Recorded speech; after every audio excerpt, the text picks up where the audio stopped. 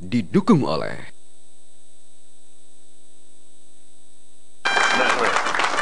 Maaf Pak ya. Yuk, monggo. Kamu mau ikut saya usaha nggak?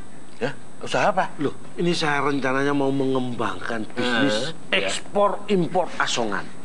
Wah, Nah ini, jadi negara kita bukan hanya ekspor TKI, tapi ekspor asongan ke Amerika, Eropa. wah. Kalau kamu mau ikut, saya kasih jabatan Presiden Direktur Asongan.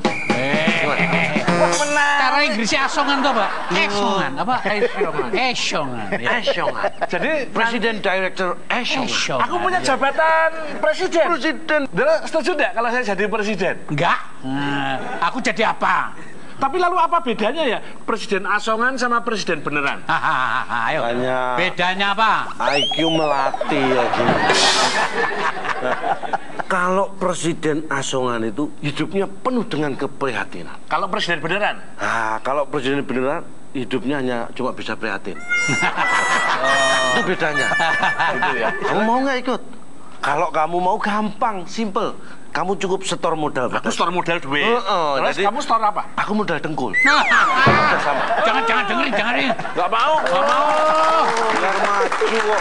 Ngomong banyak ternyata cuma minta mau roti pembantu saya. Bilang aja sama saya.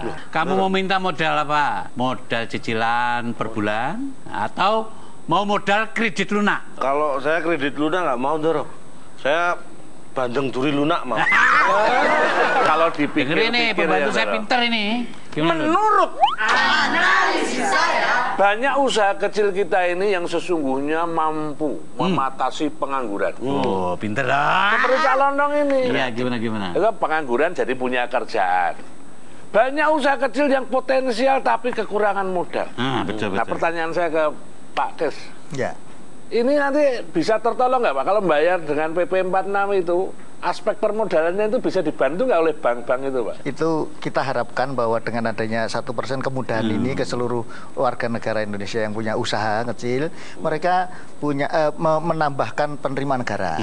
Nah, penerimaan negara, mari kita usulkan tambahan penerimaan negara itu supaya para petinggi kita memikirkan bahwa ini kalau bisa sebesar-besarnya disalurkan untuk memperkuat usaha kecil, seperti misalnya menambah modal bank untuk memberikan kredit kepada mereka. Bener Pak, bener. Kita usulkan, ya kan? Karena Direktorat Jenderal Pajak hanya mengumpulkan, Pak. Kan yang melaksanakan untuk untuk ini penyebarannya kemana dan kemana adalah yang lain lagi, fungsi lain lagi, ya kan? Nah, terus kemudian kita juga harapkan usulkan yang diterima oleh para di Pemda-Pemda ini untuk menertibkan supaya mereka merasa aman, merasa tenang dalam usaha dan sebagainya, jadi lancar semua. Orang mau beli malam-malam nggak takut di palak dan sebagainya, jadi dia bisa buka. Udah akhirnya ekonomi kita akan menjadi semakin baik. Mudah-mudahan itu ya. Tapi gini tuh, kan enak pengusaha kecil ya kan, tertib bayar pajak karena Dirjen Pajak membantu akses ke bank. Ciamik itu. Kita harapkan bisa, Pak. Kita harapkan bisa, bahkan Diharapkan sekarang terus ya. ya sekarang sedang dikerjakan, Pak. Ada harapan. Dikerjakan. Jadi yang dikerjakan, yang bisa dikerjakan oleh bank itu kemudahan bayar dulu, yaitu bisa nanti mungkin bulan depan bisa melalui ATM. Jadi usaha dari pagi, misalnya seorang ibu-ibu pagi udah ke pasar induk belanja, masak, terus kemudian jualan untuk sarapan, habis itu belanja lagi, masak lagi untuk jualan makan siang, habis itu masak lagi untuk jualan makan malam, habis itu tidur. Nggak pernah bisa bayar pajak. Tapi kalau dengan adanya ATM kan dia sambil pulang bisa bayar pajak dan sebagainya, itu akan dimudahkan. Dimudahkan itu. Kalau tahu gini kan jadi niat bayar pajak. Nah, kantor pajak biasanya tutupnya jam berapa biasanya? Nah, kalau bayar pajak adalah bukan di kantor pajak, tak tahu. Oh, di mananya? ATM bisa. Di kantor bank. Karena apa? Oh, di bank. Uang pajak itu tidak dibawa ke kantor pajak. Uang pajak itu langsung. Salah goblok emang ini ya. Saya tahu. Kan kalau itu hanya laporannya. Ya, uang pajak itu langsung ke kas negara. Bayarnya di bank. Orang pajak itu cuma mengawasi Cak Lontong sudah bayar atau belum, atau si A sudah bayar atau belum. Gitu. Karena orang pajak itu kenapa sipit-sipit kurang tidur ngawasi. Jadi nanti Bang kan biasanya tutup jam 4. Nah, saya jam 5 datang, Pak.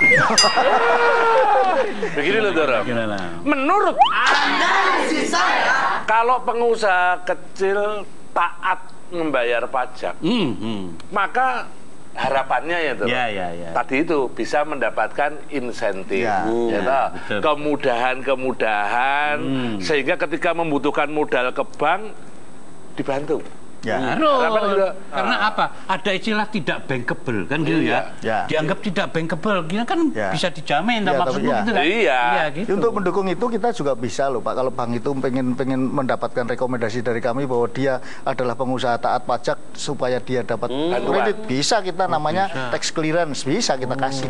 Enaknya itu gimana Pak? Jadi kalau toh nanti kita pulang dari acara ini, kalau kita ketemu di jalan ya sama orang, PP 46 ini sudah diberlakukan atau sudah diberlakukan. Jadi dia itu ditandatangani tanggal 12 Juni 2013, berlaku mulai 1 Juli 2013. Tapi memang sosialisasinya kan tidak bisa serentak ke kuping semua orang bangsa Indonesia. Nah, ini kita nyicil atau mengangsur ke sedikit demi sedikit. Nah, mungkin ada yang mendengarnya terlambat sehingga saya baru sekarang Pak dengarnya. Terlambat, terus kemudian padahal saya harusnya bayar, harusnya punya NPWP dan sebagainya. Silahkan saja lakukan.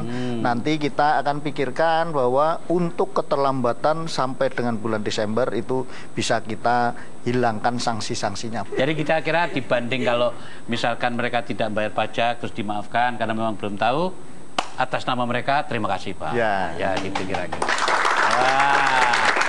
Benar.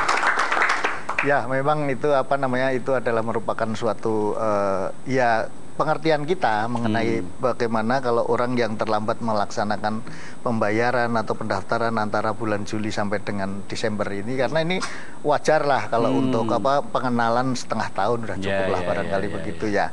Terus kemudian ya itu tadi yang perlu kita ketahui bahwa ini pajak ini adalah untuk kita kan Pak, ya kan. Jadi kalau kita bayarkan, ini tinggal mengarahkan nanti Pak setelah kita bayar semua, tolong Pak para pimpinan ini uang ini diarahkan untuk kami.